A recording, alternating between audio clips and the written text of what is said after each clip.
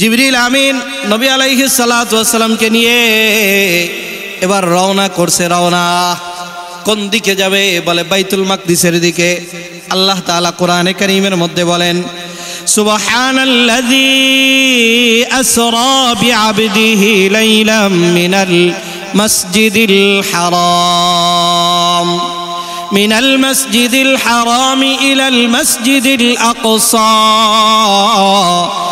الذي باركنا حوله لنريه من آياتنا إنه هو السميع البصير।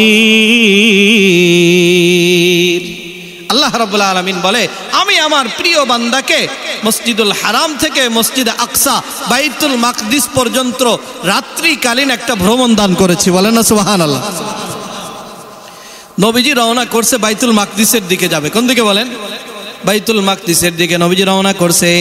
কিসের পিঠে রওনা করছে? বুরাকের পিঠে। বুরাক, বুরাক কেমন? গাদার থেকে একটু বড়, খচ্চরের থেকে ছোট, এই বুরাকের পিঠে।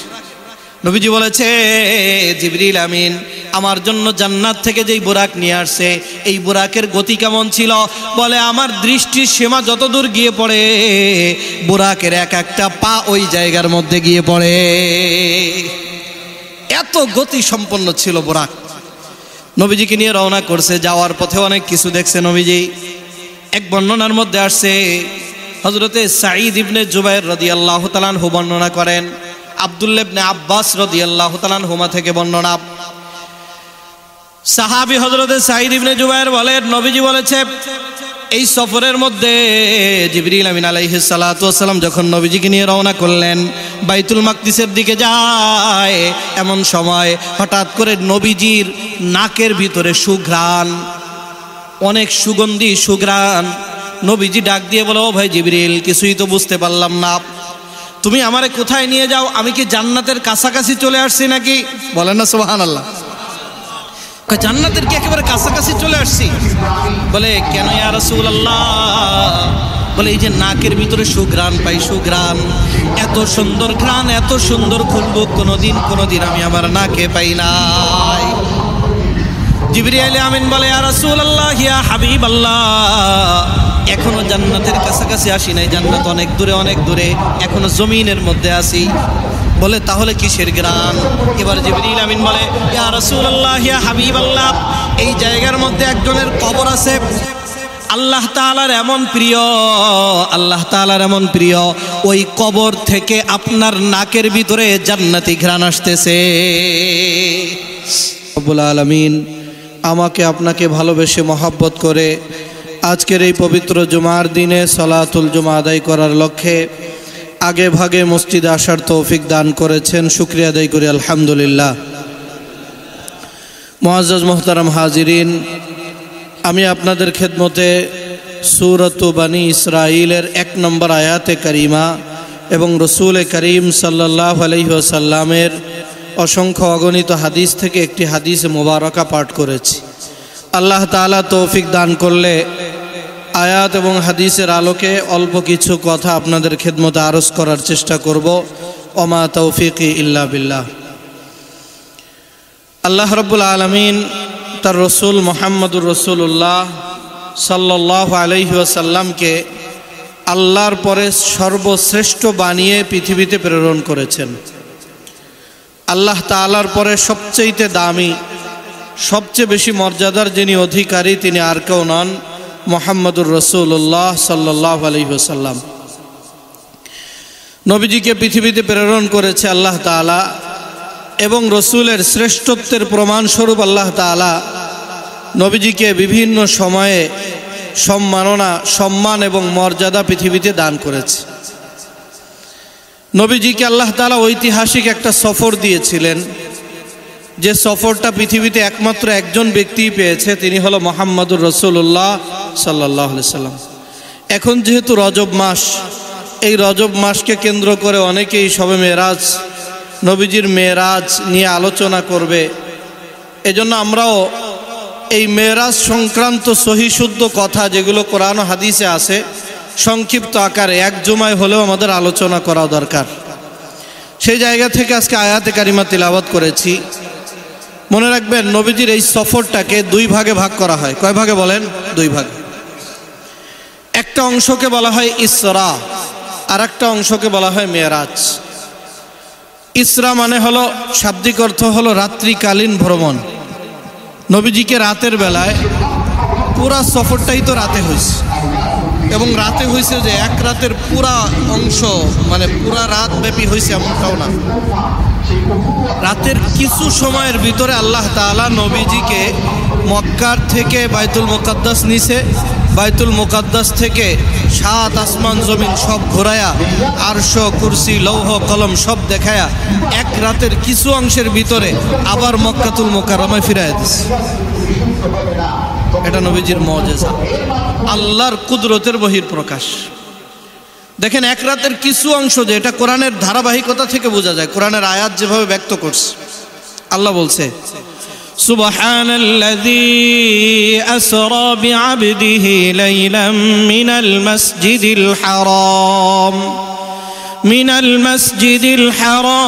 ইলাল মাসজিদিল আকসা الذي باركنا حوله لنريه من آياتنا إنه هو السميع البصير। এখানে আল্লাহ তাআলা বলছে, মহিমান্বিত ওই সত্তা, আল্লাযী আসরা বিআবদিহি লাইলাম মিনাল মাসজিদিল হারাম, যিনি তার বান্দাকে, তার প্রিয় বান্দাকে রাতের এক অংশে মসজিদুল হারাম থেকে মসজিদে আকসা পর্যন্ত ভ্রমণ করিয়েছে। এখানে লাইলান শব্দ নাকেরা ব্যবহার করছে।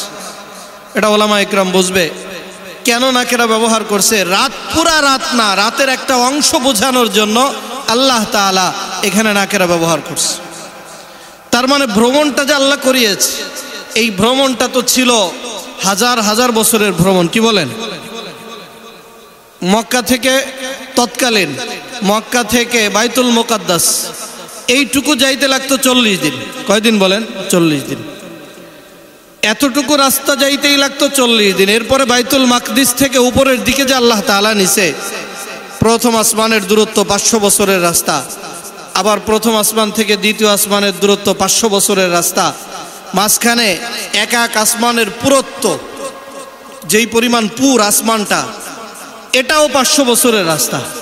এইভাবে করে 7 আসমান পাড়ি দিয়ে আরশ, কলম, লৌহ কলম সব কিছু আল্লাহ তাআলা, জান্নাত জাহান্নাম সব দেখায় আনছে রাতের এক অংশে। এটা আল্লাহ তাআলার বড় কুদরত, নবীজির বড় মুজিজা, নবীজির শ্রেষ্ঠত্বের এক বড় প্রমাণ এটা।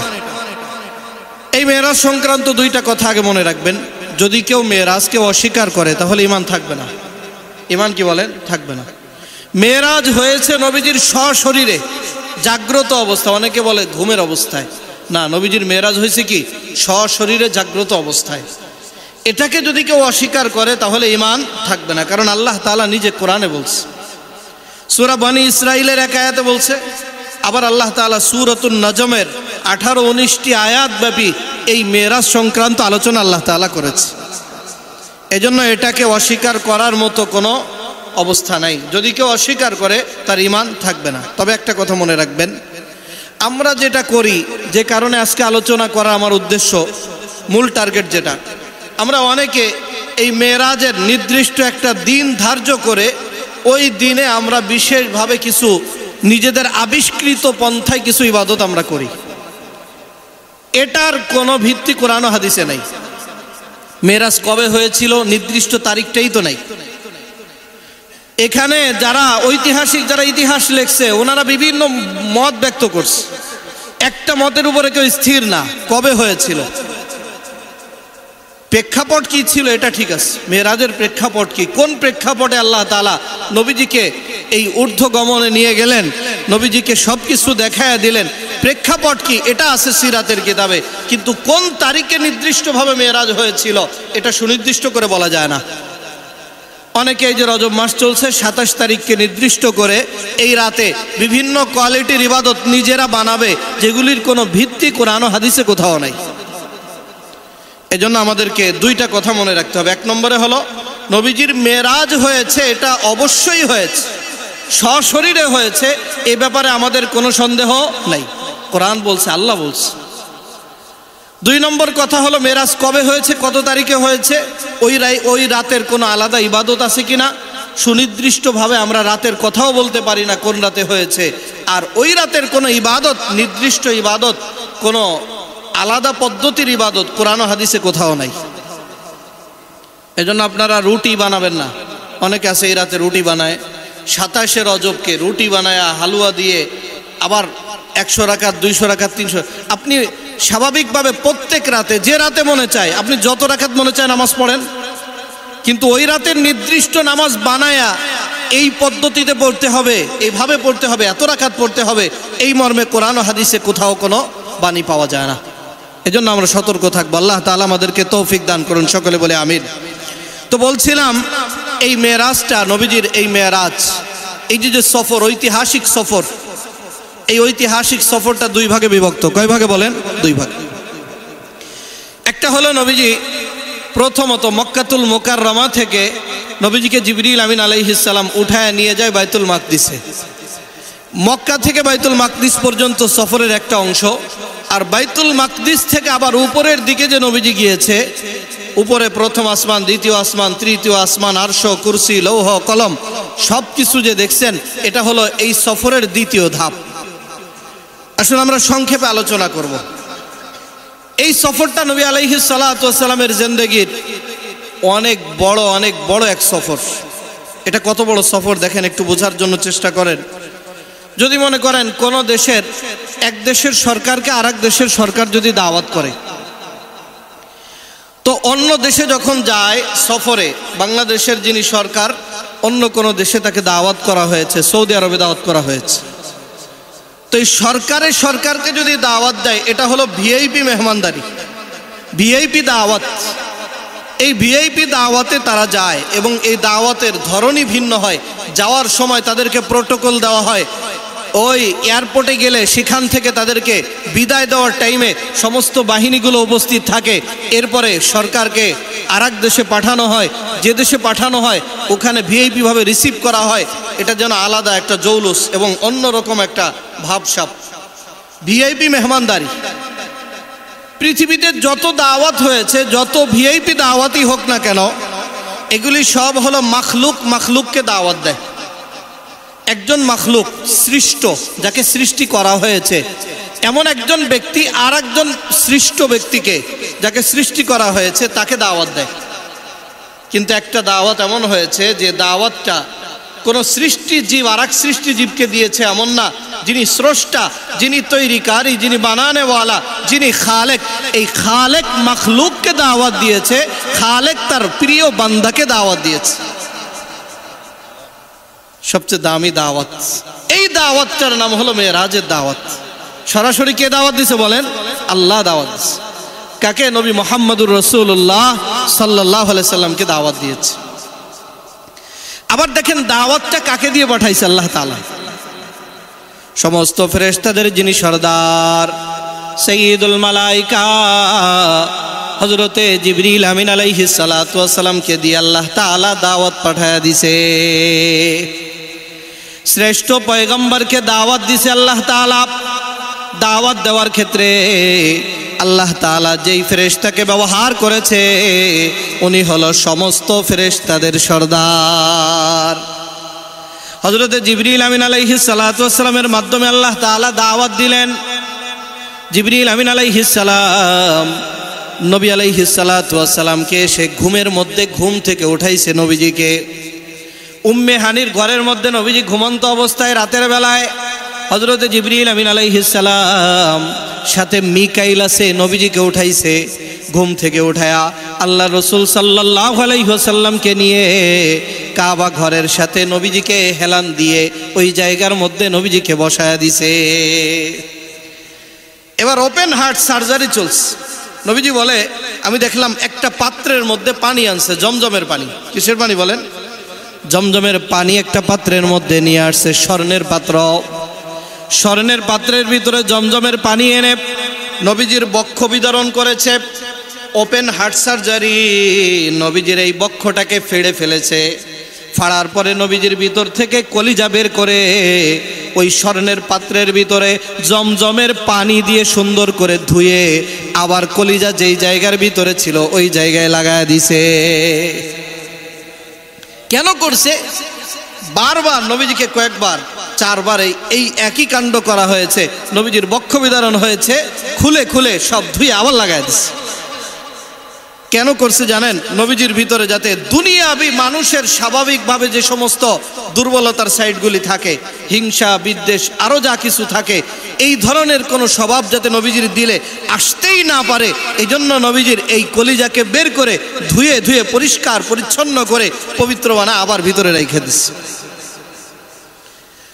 এইভাবে করে নবী আলাইহিস সালাতু ওয়াস সালামকে এই মেরাজের এই ঘটনার সম্মুখীন নবীজিকে করা হয়েছে। একটা কথা বলেছিলাম, সেটা হলো মেরাজের ঘটনা নবীজিকে কেন আল্লাহ তাআলা দিলেন, মেরাজ কেন দান করলেন, এর একটা প্রেক্ষাপট আছে।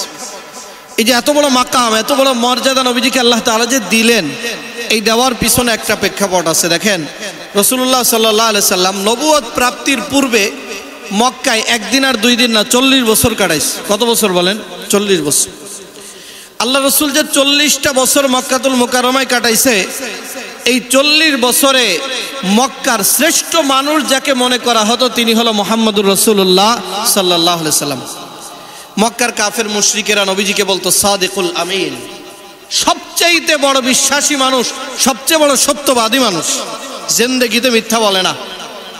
নবীজিকে এতটা মূল্যায়ন তারা করতো, আপনারা জানেন হজরে আসওয়াদ যখন তার নির্দিষ্ট জায়গার মধ্যে রাখতে যায়, বিভিন্ন বংশের মধ্যে একটা কোলাহল লাগছে, কে রাখবে, এটাকে সবাই সম্মানের মনে করে হজরে আসওয়াদকে তার জায়গার মধ্যে রেখে দেওয়া। সব বংশ চায় আমরা রাখবো।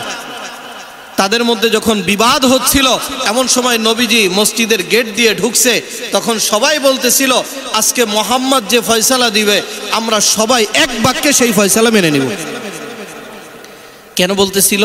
কারণ তাদের দৃষ্টিতে মুহাম্মদুর রাসূলুল্লাহ সাল্লাল্লাহু আলাইহি ওয়াসাল্লাম সবচেয়ে বিশ্বাসী মানুষ।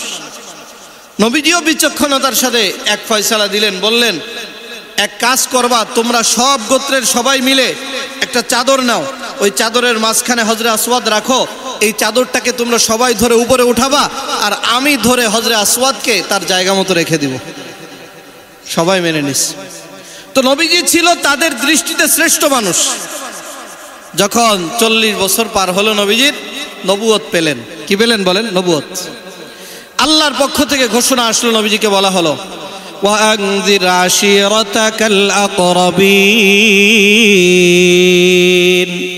আল্লাহ রাব্বুল আলামিন জানা দেয়, ওগো মুহাম্মদুর রাসূলুল্লাহ সাল্লাল্লাহু আলাইহি ওয়াসাল্লাম, আপনি আপনার উম্মতদেরকে, আপনার আত্মীয় স্বজন, নিকটবর্তী আত্মীয় স্বজন যারা আছে তাদেরকে আপনি জাহান্নামের ভয় দেখান, জাহান্নাম থেকে তাদেরকে সতর্ক করেন, জান্নাতের রাস্তা দেখা দেন। নবীজির উপরে নবুয়ত প্রাপ্তির দায়িত্ব যখন চলে আসে, ওই মানুষটা 40 বছর পর্যন্ত যিনি সমগ্র মক্কা মুকাররমার সমস্ত মানুষের কাছে সবচেয়ে বিশ্বাসী মানুষ, এবার নবীজি নিজের নিকটত্ব আত্মীয় স্বজনদেরকে দাওয়াত দিতে লাগলেন।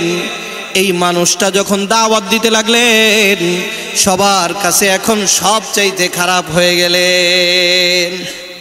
কেউ নবীজিকে পাগল বলে, কেউ নবীজিকে মিথ্যুক বলে, অথচ জিন্দেগিতে মিথ্যা বলে নাই নবীজি। নবী আলাইহিস সালাম জিন্দেগিতে মিথ্যা বলে নাই, কিন্তু যখন দাওয়াতি কাজ করতে গেলেন তখন নবীজিকে মিথ্যুক বলে অনেকে গালি দেয়, পাগল বলে গালি দেয়, অনেকে নবীজির গায়ের ভিতরে থুতু নিক্ষেপ করে, বালু নিক্ষেপ করে। এই জায়গার ভিতরে এসে সিরাতের কিতাবে সিরাত বিশেষজ্ঞরা লিখেছে, যদি কোনো ব্যক্তি নিজে ভালো থাকে, নিজে ভালো, খালি নিজে নিজে ভালো, আর কাউরে কিছু বলে না, আর কাউরে ভালো হতে বলে না, তাহলে এই লোকটা সমাজের দৃষ্টিতে ভালো থাকে। কিন্তু যেই মানুষটা নিজে ভালো হওয়ার পরে চিন্তা করে আমি একা ভালো থাকলে চলবে না, আমার সমাজকে ভালো রাখা লাগবে, আমার জাতিকে ভালো রাখা লাগবে, আমার জাতির সংশোধন দরকার, এই চিন্তা করে যখন মানুষটা সমাজের ভিতরে দাওয়াতি কাজ করে, ওই মানুষটা তখন আর ভালো থাকতে পারে না। আমি নিজে গান শুনি না, গানবাদ্যের কাছেও যাই না, খারাপ কাজের কাছেও যাই না, এই পর্যন্ত যদি আমি থাকি, আপনি থাকেন, বাস ঠিক আছে। কিন্তু আপনি যখন চিন্তা করবেন আমি গান শুনি না তো ঠিক আছে, কিন্তু আমার সমাজের মধ্যে গান চলে, আমার সমাজের মধ্যে বেহায়াপনা চলে, খারাপ কাজ চলে, এগুলি বন্ধ করা দরকার। এইটা নিয়ে যখন আপনি দাওয়াত দিবেন তখন দেখবেন সব মানুষগুলি আপনার পিছনে লাগছে। কথা বলেন ঠিক কিনা? তো নবীজি 40 বছর পর্যন্ত নিজে ভালো ছিল, আর কাউকে ভালো হওয়ার কথা বলে নাই, কারণ দায়িত্ব এখনো আসে নাই। এতদিন পর্যন্ত নবীজি ছিল মক্কাতুল মুকাররমার সবচাইতে বিশ্বাসী মানুষ। এমনকি সিরাতের কিতাবে আসছে ওই মক্কার মানুষগুলি তাদের সবচেয়ে দামি জিনিস, সোনা গহনা টাকা পয়সা যা কিছু আছে, এইগুলি রাখার জন্য সবচেয়ে নিরাপদ জায়গা মনে করতো মুহাম্মদুর রাসূলুল্লাহ সাল্লাল্লাহু আলাইহি সাল্লামকে। তারা তাদের সব আমানতগুলি নবীজির কাছে রেখে যাইত, কারণ ওনার চাইতে বিশ্বাসী মানুষ, বিশ্বস্ত মানুষ তো আর ছিল না। ওই মানুষগুলি যখন নবীজি অন্যের ফিকির করছে, দাওয়াতের ফিকির করছে, তাদেরকে যখন আহ্বান করছে, এই মানুষগুলি নবীজির ঘোরতর বিরোধী হয়ে গেছে। আল্লাহ রাসূল সাল্লাল্লাহু আলাইহি ওয়াসাল্লাম দাওয়াত দিলেন, দাওয়াত দিতে লাগলেন। মক্কাতুল মুকাররমা থেকে তেমন কোনো সাড়া পায় নাই। 40 জন 42 জন মাত্র মুসলমান হয়েছে। নবীজি একটা পর্যায়ে আল্লাহর রাসূল সাল্লাল্লাহু আলাইহি ওয়াসাল্লাম দাওয়াত দেওয়ার জন্য চলে গেলেন তায়েফের ময়দানে। তায়েফে দাওয়াত দিলেন, তায়েফের মানুষগুলিও দাওয়াত কবুল করে নাই, বরং নবীজিকে রক্তাক্ত করেছে। এ অবস্থায় নবীজি ব্যথিত হৃদয়ে তারা দাওয়াত কবুল করে নাই, ব্যথিত হৃদয়ে আবার মক্কাতুল মুকাররমার মধ্যে ফিরে আসছে। যখন মক্কায় ফিরে আসছে, নবীজির 2 জন ব্যক্তি ছিল ছায়ার মতো। কয়জন বলেন? 2 জন ব্যক্তি ছিল নবীজির নবুয়তি জিন্দেগির প্রথম দিকে ছায়ার মতো। একজন ছিল হযরতে খাজা আবু তালেব, মুসলমান হইতে পারে নাই, নবীজির আপন চাচা। খাজা আবু তালেব নবীজিকে বাইরে ছায়ার মতো আশ্রয় দিত, নবীজির উপরে কেউ যাতে আক্রমণ করতে না পারে নবীজিকে আশ্রয় দিত। আর ঘরের ভিতরে একজন ছিল আম্মাজান খাদিজাতুল কুবরা রাদিয়াল্লাহু তাআলা আনহা। এমন ইসলামের জন্য আল্লাহ তাআলা খাদিজাকে এমন বানায় দিছে, আম্মাজান খাদিজাতুল কুবরা অডেল সম্পদের মালিক ছিল। নবীজির হাতে ইসলাম গ্রহণ করার পরে সমস্ত সম্পদগুলি খাদিজাতুল কুবরা ইসলামের জন্য কোরবানি করে দিয়েছে। আল্লাহ তাআলার লীলা খেলায় 1 বছরে 2 জনের ইন্তেকাল। কয়জন? একই বছরে খাজা আবু তালেবের ইন্তেকাল হয়ে যায়, একই বছরে আম্মাজান খাদিজাতুল কুবরা রাদিয়াল্লাহু তাআলা আনহার ইন্তেকাল হয়ে যায়। ঘরের বাইরের যে আশ্রয় ছিল সেটাও যেন নাই, ঘরের ভিতরের আশ্রয়টুকুও যেন নাই। আল্লাহ তাআলা যেন বলতে চায়, দুনিয়ার কোনো আশ্রয় আমি আমার রসুলকে রাখতে চাই না, একমাত্র আশ্রয় আমার রসুলের হেফাজতের একমাত্র জিম্মাদারি আমি আল্লাহ আমার নিজের হাতে তুলে নিলাম। এই বছরটাকে বলা হয় আমুল হুজুন, বড় দুশ্চিন্তার বছর, নবীজির জন্য বড় পেরেশানির বছর ছিল। একই বছরে আম্মা জানেরও ইন্তেকাল হয়ে গেছে, একই বছরে নবীজির চাচারও ইন্তেকাল হয়ে গেছে। কাফের মুশরিকের দলেরা নবীজির উপরে চড়াও হইল, মারাত্মকভাবে চড়াও হইল। তারা চিন্তা করে খাজা আবু তালেব আর নাই, কে বাধা দিবে আমাদেরকে? নবীজির বিরুদ্ধে কৌশল আটতে লাগলো। আল্লাহ রাব্বুল আলামিন নবীজিকে সান্ত্বনা দেওয়ার জন্য নবীজিকে যেন বলে, ওগো রাসূল, আপনি আমার শ্রেষ্ঠ রাসূল, আপনি আমার শ্রেষ্ঠ নবী। কাফের মুশরিকের দলেরা আপনাকে যতই কষ্ট দেওয়ার চেষ্টা করুক, আমি আল্লাহ আপনাকে দাওয়াত করে আরশ, কুরসি, লৌহ, কলম, জান্নাত, জাহান্নাম সব দেখায়া আপনার দিলের ভিতরে শান্তি দান করে দিব। এই জন্য আল্লাহ তাআলা নবীজিকে দাওয়াত করছে, সরাসরি আল্লাহ দাওয়াত করছে। কে দাওয়াত করছে বলেন? আল্লাহ দাওয়াত করছে। আর দাওয়াতটা পাঠাইছে হযরতে জিবরিল আমিন আলাইহিস সালাতু ওয়াস সালামের মাধ্যমে। জিবরিল আমিন নবী আলাইহিস সালাতু ওয়াস সালামকে নিয়ে এবার রওনা করছে। রওনা কোন দিকে যাবে? বলে বাইতুল মাকদিসের দিকে। আল্লাহ তাআলা কোরআনে কারীমের মধ্যে বলেন, সুবহানাল্লাযী আসরা বিআবদিহি লাইলাম মিনাল মাসজিদিল হারাম মিনাল মাসজিদিল হারাম ইলাল মাসজিদিল আকসা আল্লাযী বারাকনা হাওলাহু লিনুরিয়াহু মিন আয়াতিনা ইন্নাহু হুয়াস সামিউল বাসীর। আল্লাহ রাব্বুল আলামিন বলে, আমি আমার প্রিয় বান্দাকে মসজিদুল হারাম থেকে মসজিদে আকসা বাইতুল মাকদিস পর্যন্ত রাত্রিকালীন একটা ভ্রমণ দান করেছি। বলেন না সুবহানাল্লাহ। নবীজি রওনা করছে বাইতুল মাকদিসের দিকে যাবে। কোন দিকে বলেন? বাইতুল মাকদিসের দিকে নবীজি রওনা করছে।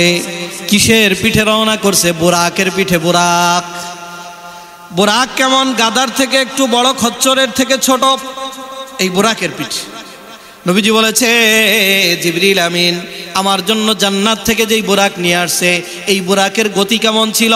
বলে, আমার দৃষ্টির সীমা যতদূর গিয়ে পড়ে, বুরাকের এক একটা পা ওই জায়গার মধ্যে গিয়ে পড়ে।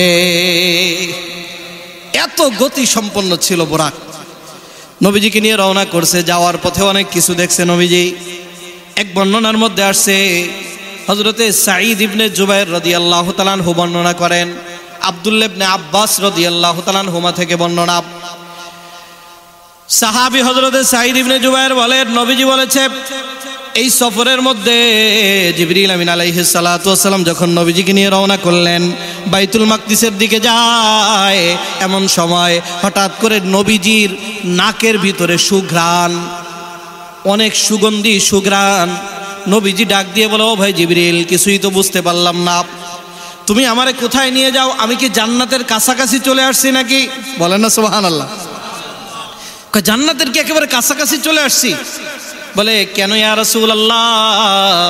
বলে, এই যে নাকের ভিতরে সুঘ্রাণ পাই, সুঘ্রাণ, এত সুন্দর ঘ্রাণ, এত সুন্দর খুশবু কোনোদিন আমি আমার নাকে পাই নাই। জিবরিল আমিন বলে, ইয়া রাসূলুল্লাহ, ইয়া হাবিবাল্লাহ, এখনো জান্নাতের কাছাকাছি আসি নাই, জান্নাত অনেক দূরে, অনেক দূরে, এখনো জমিনের মধ্যে আছি। বলে, তাহলে কিসের ঘ্রাণ? এবার জিবরিল আমিন বলে, ইয়া রাসূলুল্লাহ, ইয়া হাবিবাল্লাহ, এই জায়গার মধ্যে একজনের কবর আছে, আল্লাহ তাআলার এমন প্রিয়, আল্লাহ তাআলার এমন প্রিয়, ওই কবর থেকে আপনার নাকের ভিতরে জান্নাতি ঘ্রাণ আসতেছে। নবীজি বলে, কার কবর? এবার ঘটনা শোনায়, মেরাজের রাতের ঘটনা। নবীজি বাইতুল্লাহ থেকে বাইতুল মাকদিসের দিকে যায়, ঘটনা শোনায় হযরত জিবরিল। বলে, ইয়া রাসূলুল্লাহ, ইয়া হাবিবাল্লাহ, ফিরাউনের এক দাসী ছিল, দাসীর নাম ছিল মাস্তা। কি নাম বলেন? মাস্তা। এই দাসী আল্লাহ তাআলার উপর ঈমান আনছে। এই ফিরাউনের এই দাসীর কাজ কি ছিল? ফিরাউনের ঘরের যারা মহিলা ছিল, মেয়ে ছিল, এদের চুল আশ্রয় দিত, চিরুনি দিয়ে চিরুনি করে দিত। একদিন ফিরাউনের এক পালক মেয়ে তার চুল চিরুনি করে দিচ্ছে, হাদিসের মধ্যে আসছে ঘটনা, চিরুনি করে দিচ্ছে। এমন সময় হাতের ভিতর থেকে চিরুনিটা নিচে পড়ে যায়। যখন মাস্তার হাত থেকে চিরুনি পড়ে যায়, মাস্তা বলে আল্লাহ, বলে আল্লাহু আকবার, বলে আল্লাহ, আমার চিরুনিটা পড়ে গেল। বলে আল্লাহু রব্বি, আল্লাহ আমার রব। এই কথা বলার সঙ্গে সঙ্গে ফিরাউনের মেয়ে বলে, পালক মেয়ে বলে, তোমার আবার রব কে? রব তো একমাত্র ফিরাউন। বলেন না নাউজুবিল্লাহ। বলে, আমাদের সবার রব তো ফিরাউন, তুমি আবার কোন রবরে ডাক দিলাম? এবার মাস্তা বলে, আমি এমন রবকে ডাক দিছি, যিনি আমার রব, যিনি তোমার রব, যিনি ফিরাউনের রব, যিনি কুল কায়নাতের রব। বলেন না সুবহানাল্লাহ। কয়, যিনি কুল কায়নাতের রব, গোটা পৃথিবীকে যিনি বানাইছে, গোটা পৃথিবীকে যিনি লালন পালন করে, উনি আমার রব, ওই রবকে ডাক দিছি। বলেন না সুবহানাল্লাহ। বলে, ওই রব্বুল আলামিনকে ডাক দিছি। বলে, এই রব আবার তুমি কোথা থেকে পাইলা? বলে, এটাই রব, উনি আসল রব, এই ফিরাউন নামে কোনো রব আমাদের নাই। এই সংবাদ ফিরাউনের কাছে চলে যায়। ফিরাউন এবার এই দাসীকে ডাক দিয়ে বলে, তুমি আবার কোন রবের কথা বলো, কোন রবের দাওয়াত দাও, এই সমস্ত রবের দাওয়াত তুমি কোথা থেকে পাইলা? বলে ফিরাউন, এমন রবের কথা বলি, যিনি রব্বি ওয়া রব্বুকা, যিনি আমার রব, যিনি তোমার রব, যিনি রব্বুল আলামিন, যিনি কুল কায়নাতের রব, সব কিছু যিনি বানাইছে, গোটা জগৎকে যিনি সৃষ্টি করেছে, গোটা জগৎকে যিনি লালন পালন করে, ওই রব্বুল আলামিনের কথা বলেছি। বলেন না সুবহানাল্লাহ। ফিরাউন বলে, এইসব ছাড়ো, অন্যথায় শাস্তি দেওয়া হবে। বলে, যা মন চাই করো, ফাকদি মা আনতা কাদ, বলে যা মনে চায় করো, কিন্তু যেই রব্বুল আলামিনকে বিশ্বাস করেছি ওই রবের প্রতি ঈমান কখনো ছাড়তে পারবো না। ফিরাউন ড্যাগ আনছে, ড্যাগের ভিতরে তেল গরম করা হয়। ওই মেয়েটা ওই দাসীর কোলের ভিতরে ছোট্ট শিশু বাচ্চা, দাসীর বাচ্চা, এই বাচ্চাটাকে তার কোলের থেকে ছো মেরে নিয়ে যাওয়া হয়।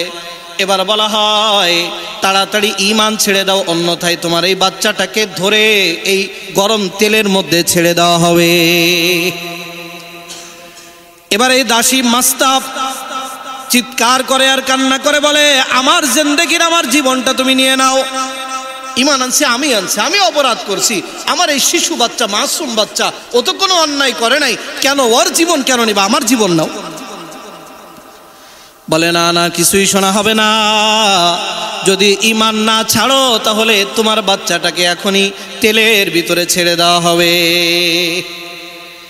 একটা পর্যায়ে অপারগ হয়ে ফিরাউনের দাসী ডাক দিয়ে বলে, তোমার যা মনে চাই করো, আমার বাচ্চার জীবন নাও, আমার জীবন নাও, যা মনে চাই করো, তারপরেও ঈমান দিতে পারবো না। শিশু বাচ্চা, মুখের ভিতরে ভাষা নাই।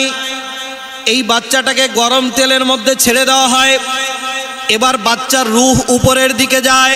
উপরের দিকে যাওয়ার সময় ওই বাচ্চার রূহ তার মাকে ডাক দিয়ে বলে, ইয়া উম্মি ইসবিরি, ইয়া উম্মি লা তাখাফি ওয়া লা তাহজানি ফাইন্নাকি আলাল হাক্কি সানাজমাউ ফিল জান্নাতি ইনশাআল্লাহ। বলেন না আল্লাহু আকবার। এই বাচ্চা ডাক দিয়ে বলে, ও মা, কোনো টেনশন করবা না, কোনো চিন্তা করবা না। বলে, মা একটু ধৈর্য ধরো, আর অল্প সময় ধৈর্য ধরো, আর অল্প সময় পরে জান্নাতের ভিতরে আমাদের সাক্ষাৎ হয়ে যাবে। বলে, আর একটু ধৈর্য ধরো মা, টেনশন নাই, চিন্তা নাই, আমাকে তোমার কোল থেকে কেড়ে নিছে, এজন্য টেনশন করবা না, একটু ধৈর্য ধরো, অল্প কিছুক্ষণ পরে জান্নাতের মধ্যে দেখা হবে। বলেন না সুবহানাল্লাহ। ঈমান বাড়ছে না কমছে, কি বলেন? ঈমান বাড়ছে, অনেক বেড়ে গেছে ঈমান। এবার ওই দাসীকে লক্ষ্য করে বলা হয়, তোমার বাচ্চা কিন্তু শেষ, তাড়াতাড়ি বলো ঈমান ছাড়বা কিনা। বলে, না না, ঈমান ছাড়বো না, যা মনে চাই করো। এবার দাসীকে ধরে তেলের ভিতরে দেওয়া হয়। ফিরাউন তো দেখে তেলের ভিতরে ভাজি হয়ে গেছে, কিন্তু ভাজি হয় নাই, সোজা আল্লাহর জান্নাতে চলে গেছে।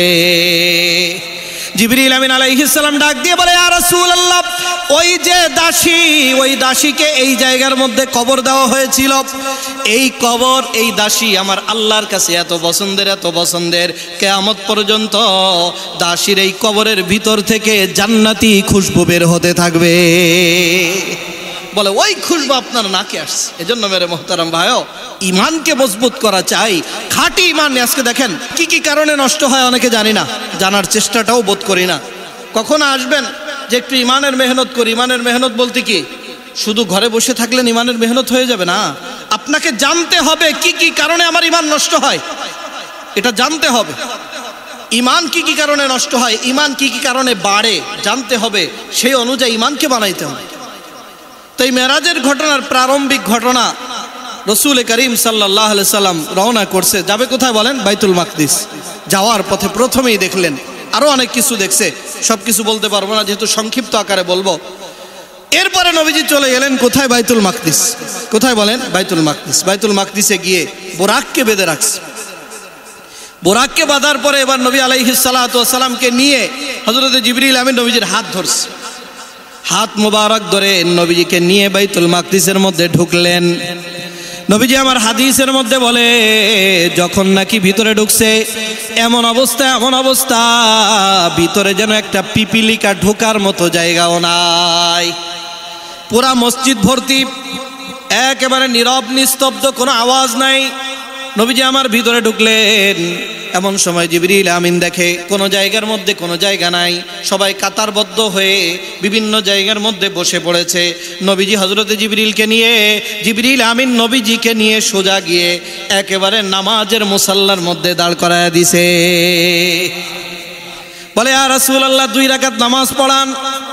বলে, নামাজ তো পড়াবো, এই যে কারা, এত মানুষ দেখা যায়, বলে ইয়া রাসূলুল্লাহ ইয়া হাবিবাল্লাহ, হযরতে আদম আলাইহিস সালাম থেকে নিয়ে আপনি পর্যন্ত যত পয়গম্বর আল্লাহর জমিনের মধ্যে আসছে সমস্ত পয়গম্বরদেরকে হাজির করা হয়েছে। বলেন না সুবহানাল্লাহ।